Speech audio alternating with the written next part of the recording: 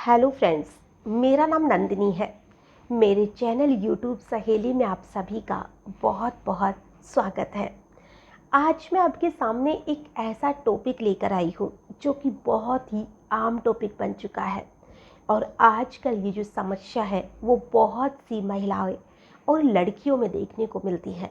आपने देखा होगा कि अगर हम किसी भी स्त्री रोग विशेषज्ञ के पास जाते हैं तो वहाँ पर लड़कियों और महिलाओं की बहुत लंबी लाइन लगी होती है, क्योंकि किसी को पीरियड्स को लेकर परेशानी है तो कोई बच्चे कंसीव नहीं कर पा रहा है, किसी के बच्चे कंसीव तो होते हैं लेकिन वो रुक नहीं पाते हैं, खराब हो जाते हैं। तो ऐसी बहुत सी समस्याएं हैं जिसकी वजह से जो महिलाएं और लड़कियां हैं वो परेशान रहती हैं। इन सारी चीज़ों के वैसे तो कारण बहुत से होते हैं। कई हार्मोन अनबैलेंस की वजह से भी ऐसा होता है। बहुत ज़्यादा जब हम स्ट्रेस लेते हैं जिसकी वजह से भी हमारे जो हार्मोन है वो इनबैलेंस हो जाते हैं और हमारे पीरियड्स पर भी असर होता है और साथ ही प्रेगनेंसी कंसीव में भी इसका फ़र्क पड़ता है। और जो दूसरा कारण है वो हमारा खान पान पर भी निर्भर करता है। आजकल लोगों के पास इतना वक्त ही नहीं होता है कि वो शुद्ध खाना खा सके, घर का खाना खा सके, कुछ अच्छा बना कर खा सके।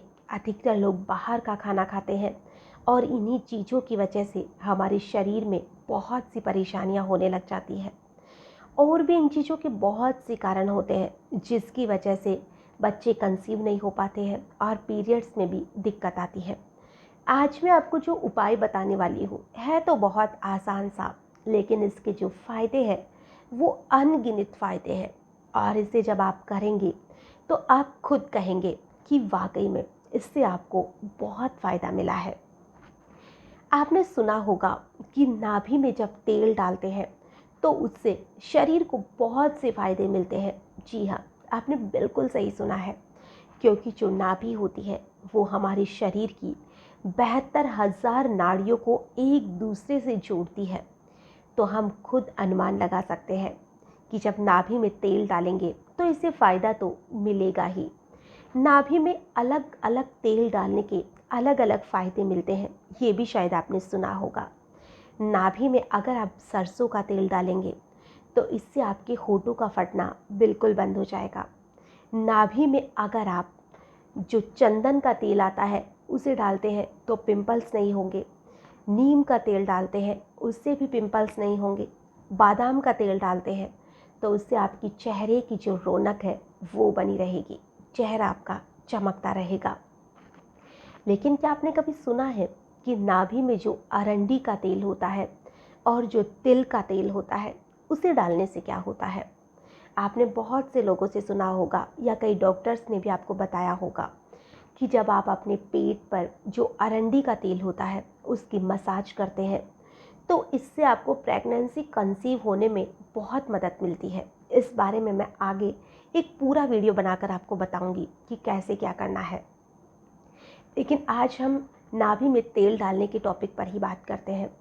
आपको जो नाभि में है वो या तो अरंडी का या फिर तिल का तेल डालना है। अगर आप तिल या अरंडी का तेल डाल रहे हो तो इसे आपको पहले हल्का गर्म करना है, क्योंकि ये जो ऑयल होता है वो बहुत ज़्यादा गाढ़ा होता है। अगर आप इसे गर्म कर लेंगे तो ये थोड़ा पतला हो जाएगा और इससे आसानी भी होगी। तो आप इसे हल्का सा गर्म कर लीजिए और फिर नाभि में अरंडी या तिल जो भी आपको मिलता है वो तेल डालिए। 4-5 बूंद डालने के बाद में आपको हल्की हल्की मसाज करनी है और इसके बाद में रात भर के लिए इसे छोड़ देना है। सुबह वैसे तो ये तेल पूरी तरह से गायब ही हो जाएगा, आपको ज़रूरत ही नहीं पड़ेगी, लेकिन फिर भी अगर आपको चिकना लग रहा है तो आप इसे पानी से धो भी सकते हैं जब भी आप नहाए, या वैसे भी आप इसे वॉश कर सकते हैं। उपाय बहुत आसान सा है, बहुत छोटा सा भी है, जिससे अगर आप करेंगे तो आपको बहुत ज़्यादा फ़ायदा मिलने वाला है।